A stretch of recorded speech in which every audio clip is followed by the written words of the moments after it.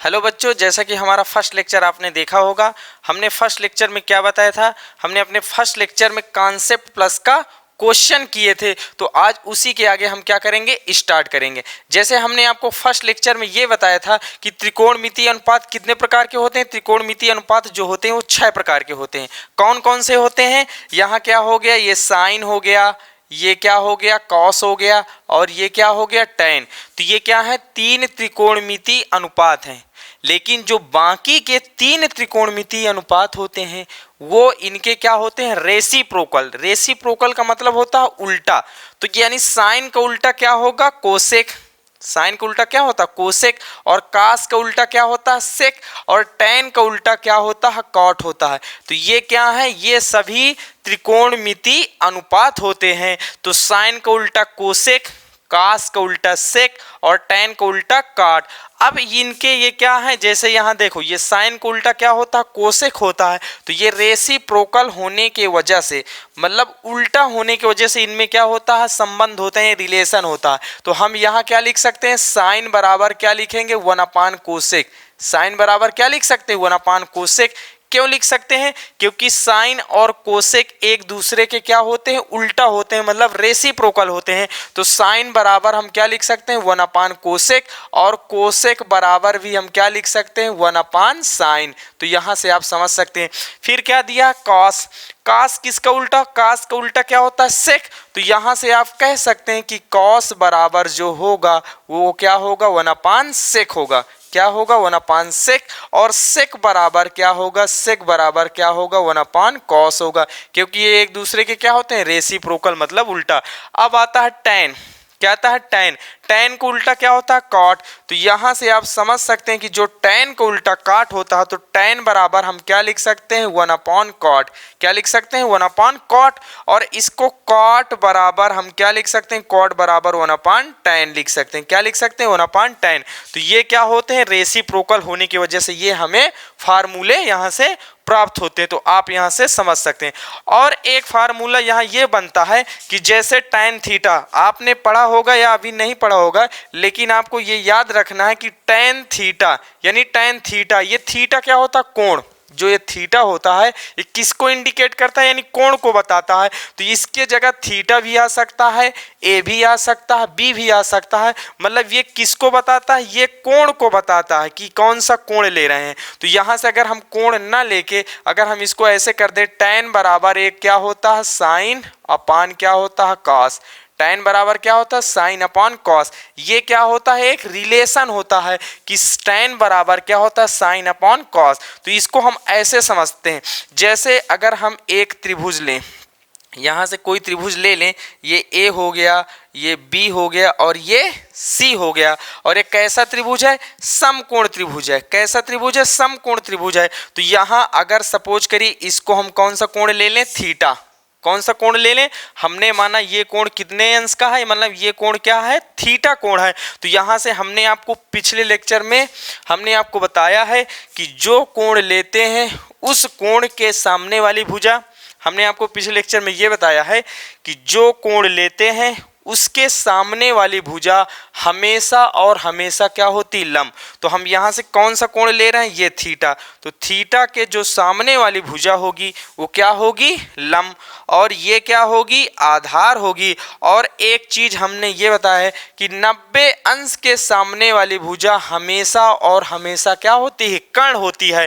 तो यहाँ से अगर हम ले, यहाँ से टैन थीटा, कौन सा कोण ले रहे हैं, ये वाला कोण ले रहे हैं। तो टैन थीटा बराबर क्या आएगा, साइन थीटा अपान क्या होगा, कॉस थीटा होगा। टैन थीटा बराबर क्या होता है, sine theta upon cos theta. और इस एंगल की जगह हम कुछ भी ले सकते हैं। तो आप यहां समझ सकते हैं। अब इसको हम कैसे प्रूव करेंगे, अगर इस फार्मूले को हम प्रूव करेंगे तो यहां से ये देखिए, यहां से अगर हम देखेंगे sine theta upon cos theta, sine theta upon क्या होगा, कॉस थीटा। और आपको पता है कि लाल बट्टे कक्का, ये हमने आपको पिछले लेक्चर में बताया बताया है कि ये क्या होता है, ये लाल बटे कक्का। ये साइन के लिए क्या होता है, लंब बटे कर्ण। कास के लिए क्या होता है, आधार बटे कर्ण। तो साइन का मतलब क्या होता है, लंब बटे, साइन का मतलब क्या होता है, लंब बटे कर्ण।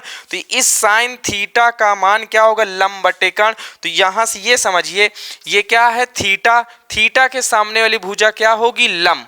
तो साइन का मतलब होता है लंब बटे कर्ण। तो इस थीटा के सामने वाली भुजा लंब कौन सी भुजा है, तो यहां से क्या होगा, बीसी। ये थीटा के सामने वाली भुजा क्या होगी, लंब, और लंब कौन सी भुजा है, बीसी बटे, यहां से क्या आएगा, लंब बटे कर्ण। और कर्ण क्या होती, 90 अंश के सामने वाली भुजा क्या होगी, कर्ण। तो यहां से क्या आ जाएगा, एसी बटे कॉस थीटा। कॉस थीटा का मान क्या होता है, आधार बट्टे कर्ण। कॉस थीटा का मतलब क्या होता है, आधार बट्टे कर्ण। तो यहाँ कॉस थीटा ले रहे हैं, तो इस कोण थीटा के लिए, कौन सा कोण ले रहे हैं, थीटा के लिए लंब ये भुजा बीसी है और आधार कौन सा है, AB। तो कॉस का मतलब होता है आधार बट्टे कर्ण, तो आधार कौन सी भुजा होगी, AB। तो यहाँ से क्या आ जाएगा, एवी बटे क्या होगा, आधार बट्टे कर्ण। कास का मतलब आधार बट्टे कर्ण, और कर्ण क्या है, एसी। तो यहां से आप समझ सकते हैं कि जो साइन थीटा आएगा वो बीसी बटे एसी आएगा, और जो कास थीटा आएगा वो एबी बटे एसी आएगा। अब देखो ये एसी और एसी दोनों क्या हो जाएंगे, कट जाएंगे। तो यहां से आप समझिए क्या बचेगा, बीसी बटे क्या बचेगा, एबी, बीसी बटे ए बी। तो यहां से आप समझ सकते हैं कि जो साइन थीटा अपॉन क्या आया, कॉस थीटा का मान आया है, वो किसके बराबर आया है, बीसी बटे ए बी। और ये बीसी बटे ए बी क्या है, कोण थीटा के लिए। कौन से कोण के लिए, कोण थीटा के लिए बीसी क्या है, कोण थीटा के लिए बीसी क्या है, बोलो, लंब। इस कोण थीटा के लिए बीसी क्या है, लंब, और ए बी क्या है, आधार। ए बी क्या है, आधार है। तो आप यहां से समझ सकते हैं लंब बटे आधार किस में होता है, टैन में। टैन के लिए क्या होता है, लंब बटे आधार। तो ये किसके लिए होता है, ये टैन के लिए होता है। किसके लिए होता है, टैन के लिए। तो टैन का मतलब क्या होता है, लंब बटे आधार। तो टैन का मतलब क्या होता है, लंब बटे आधार। तो बीसी बटे ए बी, ये बीसी क्या है, लंब, ए बी क्या है, आधार। तो लंब बटे आधार का मतलब क्या होता है, टैन। तो यहां से क्या आ जाएगा, टैन थीटा आ जाएगा। अतः आप कह सकते हैं कि यहां से जो टैन थीटा बराबर आएगा, टैन थीटा बराबर आएगा, ये क्या होता है, sine theta upon cos theta. तो ये फार्मूला भी आपको क्या करना है, याद रखना है। तो आप यहां से समझ सकते हैं और इसको आप नोट डाउन भी कर सकते हैं।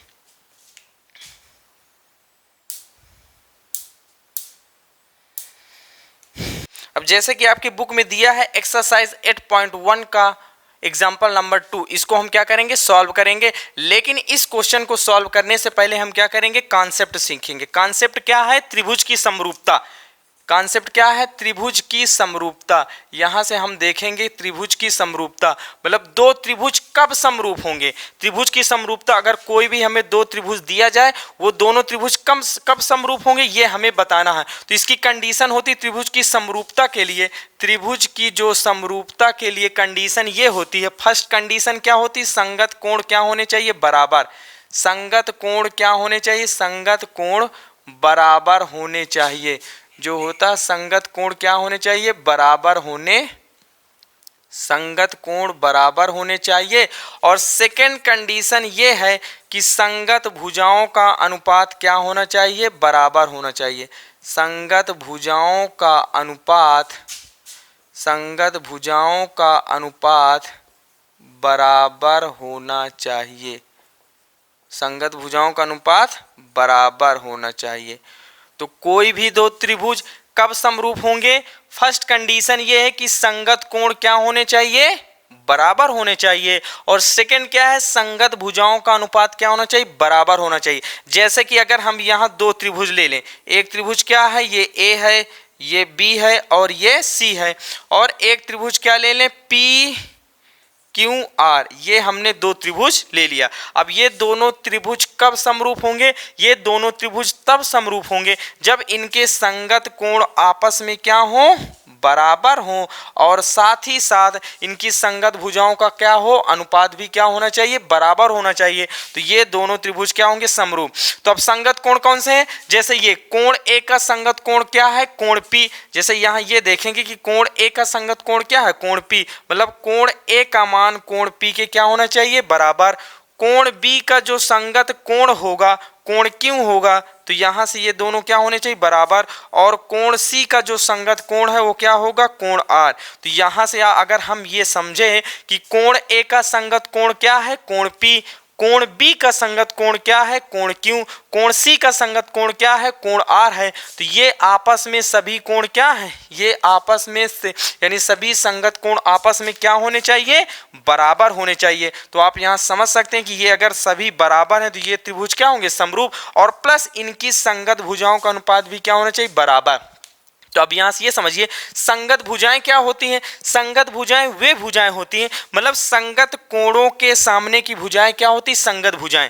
जैसे कोण ए का संगत कोण कौन सा, कोण पी, कोण ए का संगत कोण कौन सा, कोण पी। अगर इसके सामने वाली भुजा क्या लेंगे, बीसी लेंगे, तो इस कोण का संगत कोण कौन सा, पी, तो इसमें भी इस कोण के संगत कोण के सामने वाली भुजा क्या लेंगे, क्यू आर लेंगे। तो संगत भुजाएं क्या होती है, संगत कोणों के सामने की भुजाएं क्या होती, संगत भुजाएं होती। जैसे ये कोण और ये कोण, ये दोनों कोण आपस में क्या है, संगत कोण है। तो इनके सामने की जो भुजाएं होंगी वो क्या होंगी, संगत भुजाएं होंगी। तो इस कोण के सामने वाली भुजा बीसी और इसके संगत कोण के सामने वाली भुजा क्यू आर, ये दोनों भुजाएं क्या होंगी, संगत भुजाएं होंगी और इनका अनुपात बीसी बटे क्या आएगा, क्यू आर। फिर अगर हम यहां लेंगे इस कोण के सामने वाली भुजा क्या ले लें, एसी, क्या ले लें, AC, तो इस कोण के संगत कोण कौन सा है, ये, तो इसके सामने वाली भुजा क्या लेंगे, PR। तो ये क्या होंगी, संगत भुजाओं का अनुपात। फिर बराबर क्या करेंगे, ये कोण C के सामने वाली भुजा क्या है, AB, तो यहां से क्या आ जाएगा, AB, और इस कोण का संगत कोण कौन सा है, कोण R है। तो कोण R के सामने वाली भुजा क्या होगी, PQ। अगर इनका अनुपात क्या रहा है, बराबर, ये कंडीशन होनी चाहिए। ये दोनों त्रिभुज तब समरूप होंगे जब इनके संगत कोण क्या हो, बराबर हो, और संगत भुजाओं का अनुपात भी क्या होना चाहिए, बराबर होना चाहिए। तो आप निश्चित ही कह सकते हैं कि ये दोनों त्रिभुज क्या होंगे, समरूप होंगे। तो आप यहां से समझ सकते हैं कि कोई भी दो त्रिभुज कब समरूप होंगे, जब उनके संगत कोण आपस में क्या हो, बराबर हो, और संगत भुजाओं का अनुपात भी क्या होना चाहिए, बराबर होना चाहिए। तो वो दोनों त्रिभुज निश्चित ही क्या होंगे, समरूप होंगे। तो आप यहां से समझ सकते हैं और इसको आप नोट डाउन भी कर सकते हैं। अब जैसे कि एग्जांपल नंबर 2 में दिया है, कह रहे यदि कोण बी और कोण क्यू ऐसे न्यून कोण हो जिससे कि साइन बी बराबर साइन क्यू, तो सिद्ध कीजिए कोण बी बराबर कोण क्यू। ये हमें क्या करना, प्रूव करना। तो हमें क्वेश्चन में दिया है, कह रहा है साइन बी बराबर क्या दिया है, साइन क्यू दिया है। तो हमें प्रूव ये करना है, यानी प्रूव करना है कि कोण बी इक्वल कोण क्यू को क्या करना है, हमें सिद्ध करना है। तो ये हमें बताना। अब हमें कोण बी बराबर कोण क्यू को क्या करना, प्रूव करना है। तो हम यहाँ क्या लेंगे, दो त्रिभुज लेंगे। यहाँ क्या करेंगे, दो त्रिभुज पहले हम लेंगे। तो यहाँ दो त्रिभुज अगर हम ले लें, यहाँ कौन सा, एक त्रिभुज ये हो गया, ये क्या हो गया, ये A और ये B और ये C। हमने यहाँ B को इसलिए लिया क्योंकि कोण B क्या है, न्यून कोण, इसे हम 90 अंश यानी सम कोण, सम यानी 90 अंश का कोण नहीं ले सकते। और एक त्रिभुज क्या लेंगे, एक त्रिभुज ये हो गया PQR, ये क्या होगा P और ये Q और ये R। इन दोनों कोणों को हमें क्या करना है, बराबर सिद्ध करना है। यानी कोण Q और कोण B को हमको क्या करना है, बराबर सिद्ध करना है। तो आप यहाँ से समझ सकते हैं। अब आप यहाँ से ये समझिए, जैसा कि अब देखो हमें प्रूफ ये करना कि कोण Q बराबर कोण B, यानी ये वाला कोण और ये वाला, ये दोनों कोण हमें क्या करना है, इक्वल सिद्ध करना, मतलब बराबर सिद्ध करना है। तो दोनों ये दोनों कोण कब बराबर होंगे, जैसा कि अभी हमने कॉन्सेप्ट सीखा है। अगर सपोज करिए ये दोनों त्रिभुज क्या सिद्ध कर दिया जाए, इन दोनों त्रिभुजों को क्या कर दिया जाए, इन दोनों त्रिभुजों को समरूप सिद्ध कर दिया जाए। क्या सिद्ध कर दिया जाए? समरूप सिद्ध कर दिया जाए, क्योंकि कोण Q और कोण B ये दोनों क्या है? संगत कोण। कोण Q का कोण B संगत कोण, कोण P का कोण A संगत कोण और कोण R का कोण C क्या है? संगत कोण है। तो हमें इन दोनों कोणों को बराबर सिद्ध करना है। तो आप यहां से कह सकते हैं कि अगर ये दोनों त्रिभुज क्या हो जाए? समरूप सिद्ध हो जाए। क्या सिद्ध हो जाए?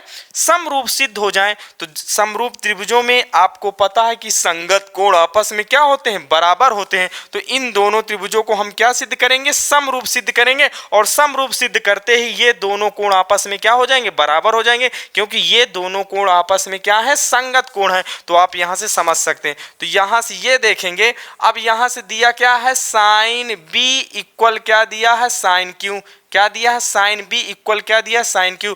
अब यहाँ साइन B ले रहे हैं, कौन सा कोण? B। तो हमने आपको बताया जो कोण लेते हैं वो भुजा क्या होती है? लंब। और ये क्या होगी? आधार। और 90 अंश के सामने वाली भुजा क्या होगी? कर्ण। तो हमने पिछले लेक्चर में बताया कि जो कोण लेंगे वो लंब, ये आधार और ये क्या होगा? कर्ण। और साइन का मतलब क्या होता है? लंब बटे कर्ण। साइन का मतलब क्या होता है? लंब बटे कर्ण। आपको पता होगा ये लाल बट्टे कक्का, ये लाल बट्टे कक्का आपको पता, साइन का मतलब होता है लंब बटे कर्ण। तो हम यहाँ साइन B लेंगे। क्या लेंगे? Sine B। यानी ये कोण ले रहे हैं तो साइन B के लिए लंब बटे क्या होगा? कर्ण। अब लंब क्या होगा? यहां से समझिए, लंब क्या है? AC। लंब क्या है? साइन B के लिए लंब ये क्या है? AC। और कर्ण क्या होगा? AB। तो क्या आएगा? AC बटे AB बराबर साइन Q। क्या दिया? Sine Q। ये कोण, तो इसके लिए ये क्या होगा? लंब, ये क्या होगा? आधार, और ये क्या होगा? कर्ण। ये तो आपको पता है। तो साइन Q, साइन का मतलब होता है लंब बटे कर्ण। तो लंब क्या होगा? PR। लंब क्या होगा? यहां से PR और बटे क्या होगा?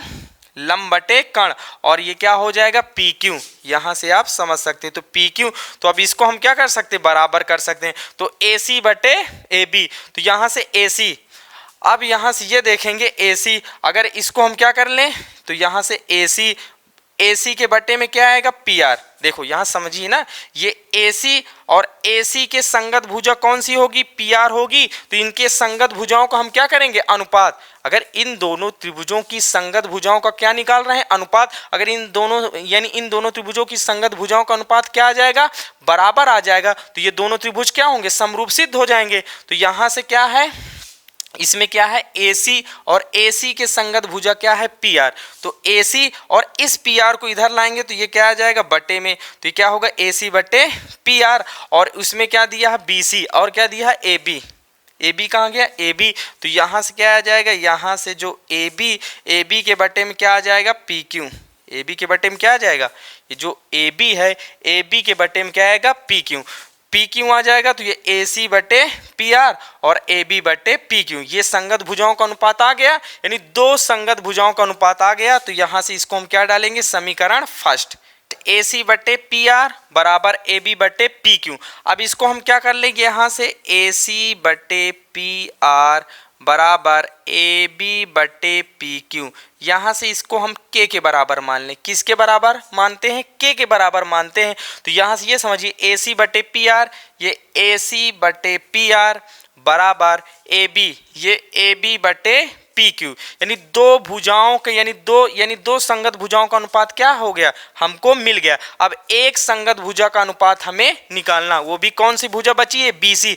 BC बटे QR अगर बराबर आ जाए, इनका अनुपात आ जाए, तो इनकी सभी संगत भुजाओं का अनुपात क्या हो जाएगा? बराबर। तो यहां से BC का मान निकालते हैं।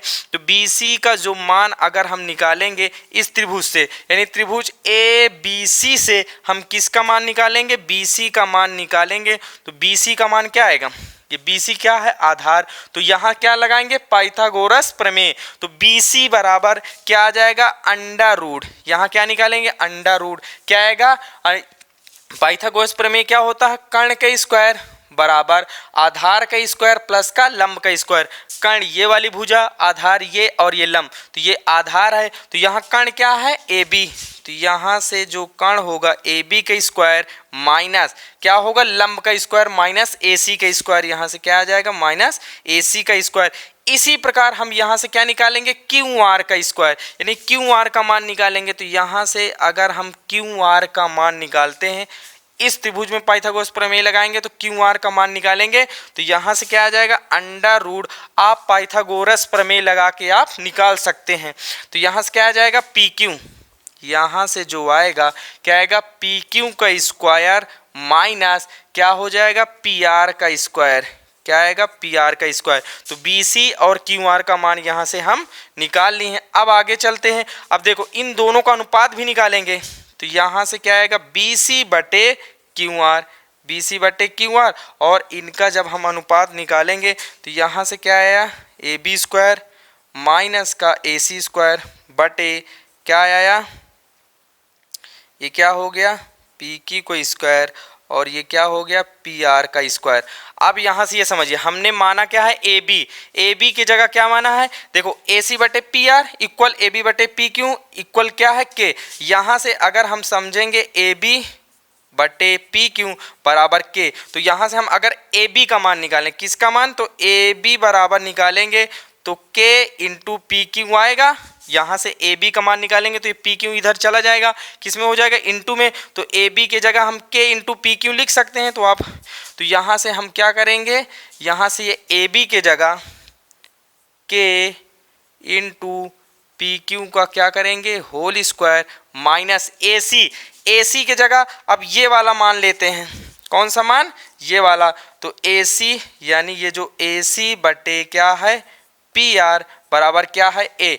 तो इस ए सी का मान भी हम क्या करेंगे निकालेंगे। तो यहाँ से जो ए सी आएगा ये के पी आर के क्या आएगा बराबर, के इंटू पी आर के बराबर। तो इस ए सी के जगह क्या लिखेंगे के इंटू पी आर का क्या करेंगे होल स्क्वायर, के इंटू पी आर का होल स्क्वायर, और बटे में इसको हम उसी प्रकार क्या कर देंगे रख देंगे। तो क्या आएगा पी क्यू का स्क्वायर और माइनस पी आर का स्क्वायर। तो यहाँ से आप समझ सकते हैं। अब यहाँ देखो डायरेक्ट करते हैं, ये के का ये देखो के इंटू पी क्यू का क्या है होल स्क्वायर, तो के का स्क्वायर करेंगे तो क्या हो जाएगा यहाँ से के स्क्वायर, और पी क्यू का क्या हो जाएगा, ये दोनों का स्क्वायर है तो ये क्या होगा पी क्यू स्क्वायर। इधर भी इसको हम क्या कर सकते हैं, ये के स्क्वायर इंटू क्या हो जाएगा पी आर का स्क्वायर। अब यहाँ से ये समझिए यहाँ के स्क्वायर कॉमन है, इसमें कितना कॉमन है, यहाँ से अगर हम देखेंगे तो इस अंडर रूट में के स्क्वायर अगर हम कॉमन ले लेंगे तो क्या बचेगा, बोलो यहाँ से पी क्यू स्क्वायर माइनस क्या आएगा पी आर स्क्वायर आएगा, क्या आएगा पी आर स्क्वायर, और बटे में क्या दिया है अंडर रूट, क्या दिया है अंडर रूट, यहाँ से आएगा पी क्यू स्क्वायर माइनस क्या आएगा पी आर का स्क्वायर। तो यहाँ से आप समझ सकते हैं। अब देखते हैं आगे, तो आप इसको नोट डाउन कर लीजिए फिर हम आगे बताते हैं। अब जैसे कि यहाँ तक आप नोट डाउन कर लिए होंगे तो आगे क्या दिया है, यहाँ से बी सी बटे क्या दिया है क्यू आर, बी सी बटे क्यू आर, और यहाँ से ये देखिए अंडर रूट क्या दिया है के स्क्वायर, और ये क्या दिया है पी क्यू का स्क्वायर माइनस क्या दिया है पी आर का स्क्वायर, और ये दिया है बटे में अंडर रूट पी क्यू का स्क्वायर माइनस पी आर का स्क्वायर। अब यहाँ से ये देखो ये के स्क्वायर अंडर रूट के कहाँ आ जाएगा बाहर, तो यहाँ से जो बी सी बटे क्यू आर होगा, ये जो के स्क्वायर है ये अंडर रूट के बाहर आ जाएगा तो क्या होगा के हो जाएगा, और अंडर रूट में बचेगा क्या, अंडर रूट में पी क्यू का स्क्वायर माइनस पी आर का स्क्वायर, और बटे क्या हो जाएगा under root P square P Q square minus का क्या आएगा पी आर स्क्वायर आएगा। अब ये दोनों क्या है सेम है तो ये क्या हो जाएगा कट जाएगा, तो बी सी बटे क्या आ जाएगा क्यू आर आ जाएगा, और ये किसके बराबर आ गया के बराबर आ गया, किसके बराबर आ गया के बराबर आ गया। अब समीकरण फर्स्ट, यहाँ समीकरण फर्स्ट आप देख रहे हैं और इसमें दिया है ए सी बटे पी आर ए बी बटे पी क्यू, दोनों यानी इनका दोनों का अनुपात किसके बराबर है, के बराबर है। और BC बटे QR का मान भी किसके बराबर है, के बराबर है। तो इसका मतलब ये सभी संगत भुजाओं का अनुपात किसके बराबर आ रहा है, के बराबर है। इसका मतलब ये सभी संगत भुजाओं का अनुपात क्या है, बराबर है। तो यहाँ से हम समीकरण फर्स्ट से देखेंगे। समीकरण फर्स्ट से अगर हम यहाँ देखें तो यहाँ ये देखा जाएगा कि समीकरण फर्स्ट से तो यहाँ से क्या आ जाएगा, AC बटे क्या आएगा, PR बराबर AB बटे क्या आएगा, AB बटे PQ बराबर BC बटे QR क्या आएगा, BC बटे QR आएगा। और इन सभी का अनुपात क्या है, के बराबर है। तो आप कह सकते हैं कि इन दोनों त्रिभुजों की संगत भुजाओं कौन सा, AC, ये AC बटे PR यानी ये भुजा और ये भुजा का अनुपात AB कहाँ गया, ये AB और ये AB और PQ यानी इस भुजा और इस भुजा का अनुपात बराबर BC और QR का, यानी सभी संगत भुजाओं का अनुपात क्या आ रहा है, बराबर आ रहा है। तो अब यहाँ से ये समझिए, जब इन दोनों त्रिभुजों के यानी संगत भुजाओं का अनुपात क्या आ रहा है, बराबर आ रहा है, इसलिए ये दोनों त्रिभुज क्या होंगे, समरूप होंगे। तो यहाँ से कह सकते हैं इन दोनों त्रिभुजों की संगत भुजाओं का अनुपात क्या है, बराबर है। इसलिए त्रिभुज ABC समरूप त्रिभुज PQR यानी दोनों त्रिभुज क्या होंगे, समरूप होंगे। ये दोनों त्रिभुज क्या होंगे, समरूप होंगे। और समरूप त्रिभुजों के संगत कोण आपस में क्या होंगे, बराबर होंगे। अतः आप यहाँ से कह सकते हैं कि इनके संगत कोण क्या होंगे, बराबर होंगे। तो संगत कोण क्या होगा, कोण Q बराबर, कोण Q के बराबर क्या होगा, कोण B होगा। और कोण P के बराबर क्या होगा, कोण A होगा। और कोण R और कोण C आपस में क्या है, दोनों बराबर हैं क्योंकि 90 अंश है। तो इनके संगत कोण आपस में क्या होंगे, बराबर होंगे। अतः ये क्या हो गया, कोण B बराबर क्या होगा, कोण Q। और यही क्या हो गया, प्रूफ हो गया। तो यहाँ से क्या हो जाएगा, कोण Q इक्वल टू कोण B, यही हमें क्या करना था, प्रूव करना था। तो आप यहाँ से समझ सकते हैं ये दोनों त्रिभुज क्या हो गए, समरूप हो गए। इसलिए इन दोनों त्रिभुजों समरूप होने के वजह से इनके संगत कोण आपस में क्या होंगे, बराबर होंगे। इसलिए कोण B बराबर क्या हो गया, कोण Q बराबर हो गया। तो आप यहाँ से नोट डाउन कर सकते हैं। अब जैसा कि एग्जाम्पल नंबर 3 दिया कह रहा है, त्रिभुज ACB लीजिए जिसका कोण C क्या है, समकोण, जिसमें AB 29 इकाई, BC 21 इकाई और ABC क्या है, थीटा दिया है। तो निम्नलिखित के मान निकालिए। जैसे कि आप क्वेश्चन देख पा रहे होंगे, तो इसमें चलिए देखते हैं। सबसे पहले हम लेंगे एक त्रिभुज, यहाँ से एक हमने त्रिभुज लिया और ये क्या हो गया A और ये क्या हो गया B और ये क्या है C। उसमें दिया है कोण C क्या है, समकोण है, इसलिए C कहाँ होगा, समकोण, यहाँ 90 अंश के जगह पर होगा। और कोण इसमें और दिया है कोण, कौन सा कोण दिया है, कोण दिया है ABC, यहाँ से कोण ABC जो दिया हो कितना दिया, थीटा दिया है। और जो मान दिया है AB कितना दिया है, AB का जो मान है 29 इकाई है। और क्या दिया, AB का मान, और BC 21 है, BC का जो मान है वो कितना दिया है, 21 इकाई दिया है। तो हमें फर्स्ट किसका मान निकालना, sine square cos square theta plus, यहाँ से ये देखिए कॉस स्क्वायर थीटा प्लस का साइन स्क्वायर थीटा का मान निकालना है। और सेकंड क्या दिया है, सेकंड दिया कॉस स्क्वायर थीटा, सेकंड दिया है cos square theta minus sine square theta का क्या करना है, मान निकालना है। तो यहाँ चलिए देखते हैं। अब AB का मान कितना दिया है, AB का मान कितना दिया है 29 और BC का मान कितना दिया है 21 दिया है। तो आप यहाँ से समझ सकते हैं।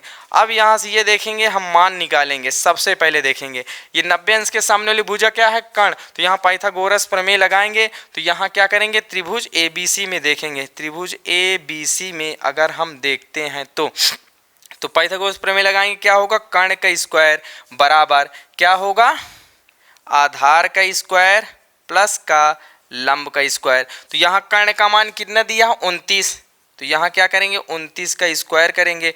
आधार का मान कितना दिए 21, तो 21 का स्क्वायर और प्लस का लंब का स्क्वायर का हमें मान निकालना। तो लंब का मान निकालेंगे तो लंब का स्क्वायर बराबर यहाँ से क्या आ जाएगा 29 का स्क्वायर और ये प्लस का उधर जाएगा तो माइनस का 21 का स्क्वायर हो जाएगा।